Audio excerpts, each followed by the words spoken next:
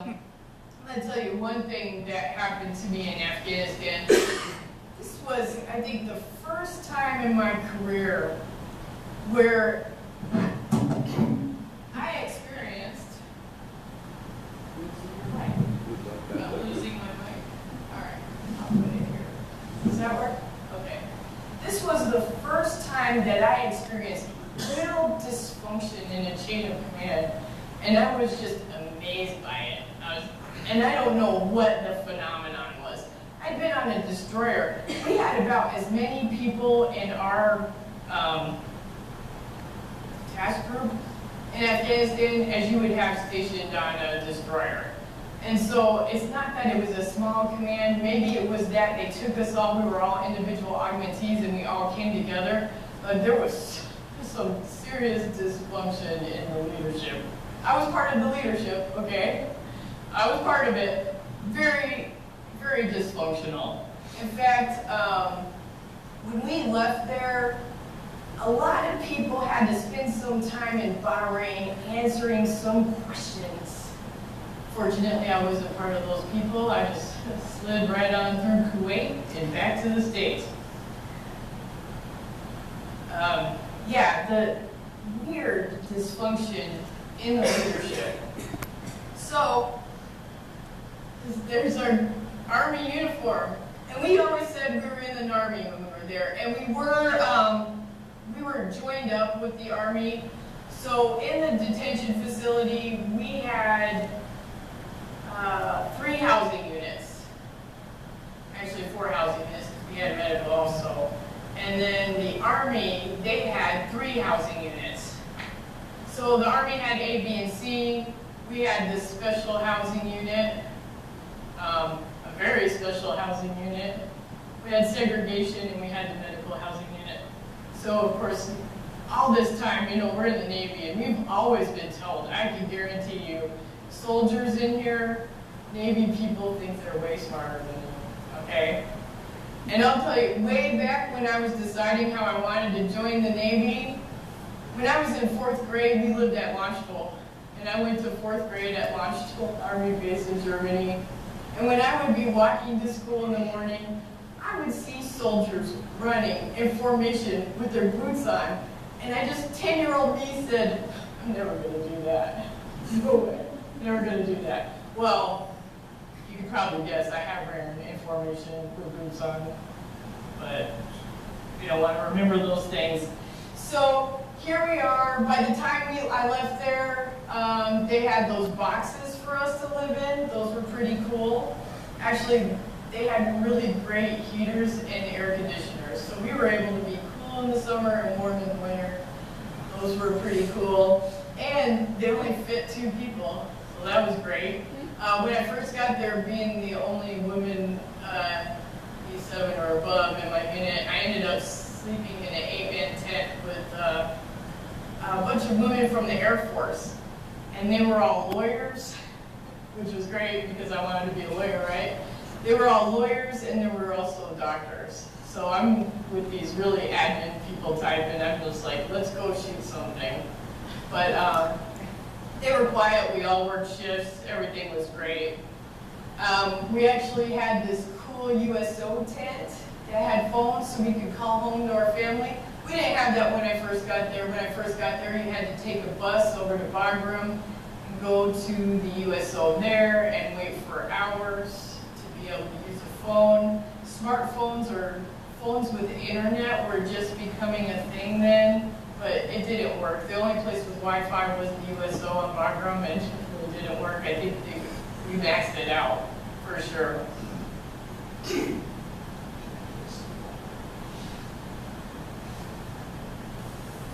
So, there we are.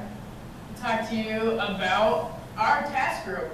So we were task group Trident. Here we are in this base in Afghanistan, and look what we did. We had some CBs along with us. They built a quarterdeck. We really wanted to deny this Army existence so much. So we're going to have a quarterdeck, and we're going way to do all the things that you would do. You know, we had a color guard, so we raised the colors in the morning, lowered them at night. That's where we had all our award ceremonies. We didn't have this when we were mortared, but the strange thing that happened when we were mortared is after the mortars were done flying around, our captain made us all muster right in the spot. The entire unit, we're all mustered in this spot. Now, it's just a fence, right, between us and the outside, and I just thought, man, is this guy a spy or something? Like, why would you make everybody muster in one spot after we'd just been mortared? That just didn't seem sensible to me. I had some disagreements. I've never been one to back down, so I usually was pretty vocal about my disagreements. So Afghanistan was a little bit of bad luck for me. I really didn't want to be there. I kept saying things like, please, please, I'll go on a ship. I'll go underway for 2 straight years without touching land. I don't care. Get me out of here. I will do any ship for as long as it needs to happen. I will go to a ship. I just got to get out of this place. But I didn't. I was there. I did my job. I actually got a pretty cool job. After getting qualified as a guard force commander, which would be like a warden of a cell block type place, I got sort of maybe a promotion, or I was selected to be the non-commissioned officer in charge of the detainee services branch. So I worked the overnight shift, and there was an Army guy that worked the day shift. But again, us Navy people, we do think we're smarter than soldiers, right? We think that. I know it's not entirely true, but we do think that. So, the key part about working the night shift is you had a meeting with the Pentagon every night to tell them what was going on. And I just knew. I said, oh man, they just can't have that guy talking to the Pentagon. That's why they got me doing this. But actually, everything happened on the night shift.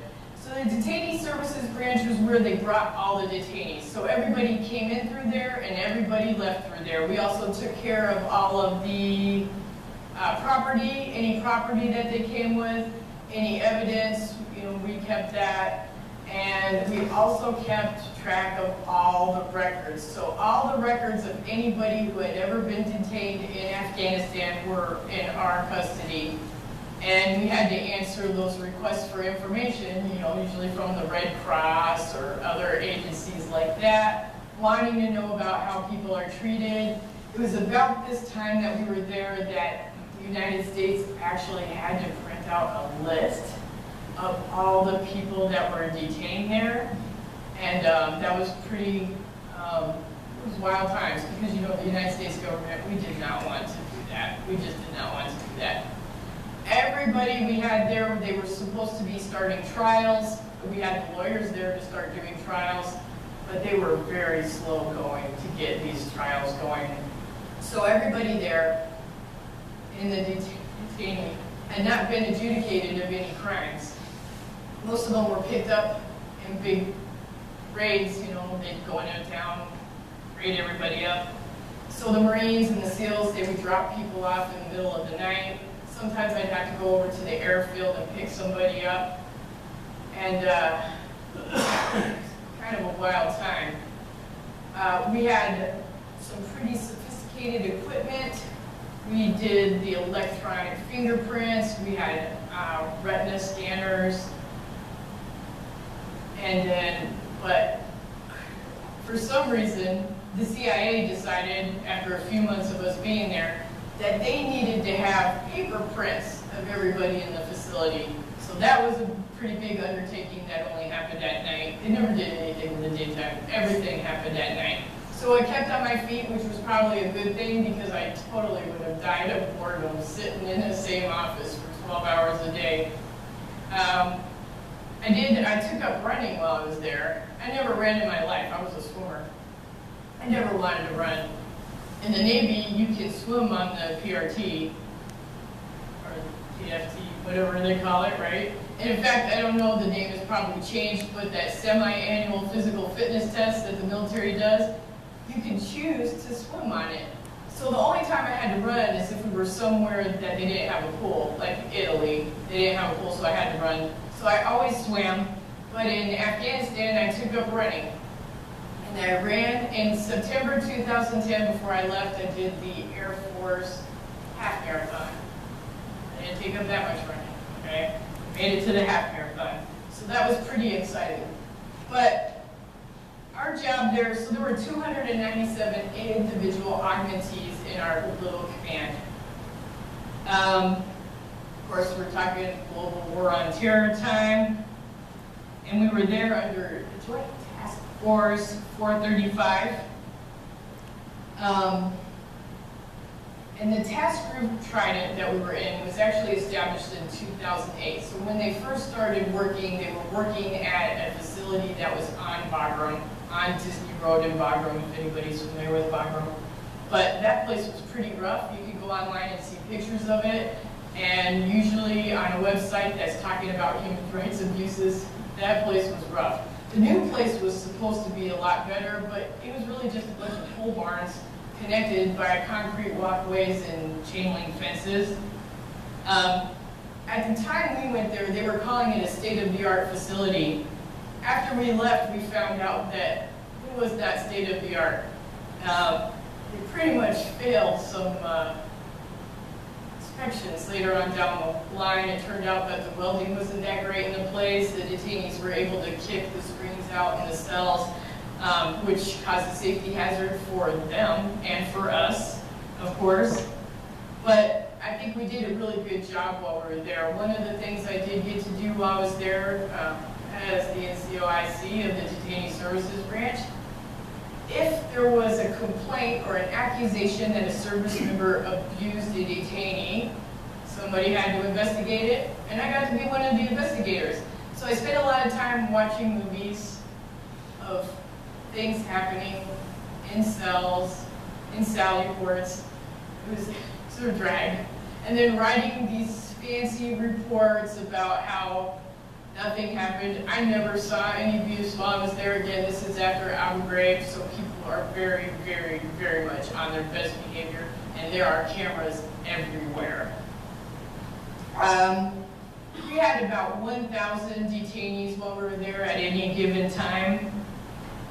And they were talking when we were there about building more pole barns to house more detainees, but I'm not sure if that ever happened. In 2014, well, while I was there, I'm almost done also. While I was there, we started training the Afghan National Army in detainee operations, and at all the detainee operations. We did like what we call the forced cell extraction. Like that's something you see on the movies where everybody's in right here and we're going to get somebody out of a cell. Tough stuff. But we trained them all the way from that kind of stuff to, you know, how to safely do a feeding or how to search a detainee to make sure they don't have anything in their waistband or anything like that. So all stages of it, we were training the Afghan National Army.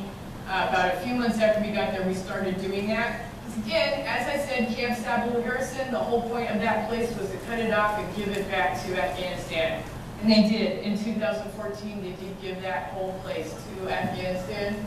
So I wonder what they're doing with our quarterdeck now. You know? So that was my time or my experience. Like I said, it was kind of an up and down experience for me. I did not like it. I loved being in the Navy. Absolutely loved being in the Navy. Did not like being in what we call the Army. I don't know really what it is. That's a Groundhog Day kind of thing. You're doing the same thing every day. I think they gave us a day off, but what are you going to do on your day off? There's nothing to do. You know, there's no liberty there. Apparently there are bars in Bagram. However, we were there under Army General Order. Number one. Yeah, number one. So there was no booze for us, no intimate fraternization. There was no fun. But we were there on a NATO mission, and so there were, for example, Polish military personnel there, and they did have like NCO clubs where they could go and actually drink alcohol when they were on their off time. But we had that one day off, and all I did was go to the gym and run. Got really in good shape there. Again, like I said, it was kind of a bad luck, good luck thing, because although when I joined the Navy, it only took me 9 years to make E7, it took me 9 more years to make E8. And it was like in 2011. So obviously Afghanistan didn't hurt my career. Even though that was probably the first time that I had experienced that dissatisfaction in the leadership, I didn't feel that things were right, and I didn't shut up when I thought things weren't right. And it did affect my performance evaluation, but it still came out of there with a meritorious service medal, so something went right. I got that promotion the next year, and I never did get the next promotion. So, never made Master Chief. It was my goal. I just couldn't stay 30 years to do it, because as I noticed in my last few years in the reserves, that this kind of leadership infection was growing more prevalent.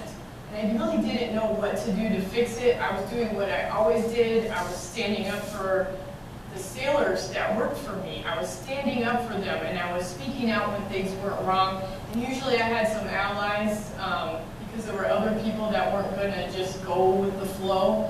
But it really sort of turned out at the end that the way to be in certain reserves units, not everywhere, because I know this is absolutely not true everywhere, just some places get a little bit infected and probably need reset. In some places, what they want is they want you to go with the flow. So even after experiencing those kind of things, I would say I'm never going to go with the flow, ever. I'm always going to stick up for things when they're not right. And like I said at the beginning, I just came here from the jail. I just got out of the jail. I was in the jail meeting 2 of my clients because I'm a defense attorney. Yay! I did go to law school. Yay! And I'm still fighting for the underdog. I'm actually, the basic way to describe my job is I am protecting my clients from the government. I love the United States of America. I've always been a patriot and a citizen, but I also recognize that the Constitution is there to protect us from our government, and it's important to do that. I'm not going to go on any political thing. I love the Constitution, and I love this concept that as a defense attorney, our job really is to protect our clients from the government. That's all.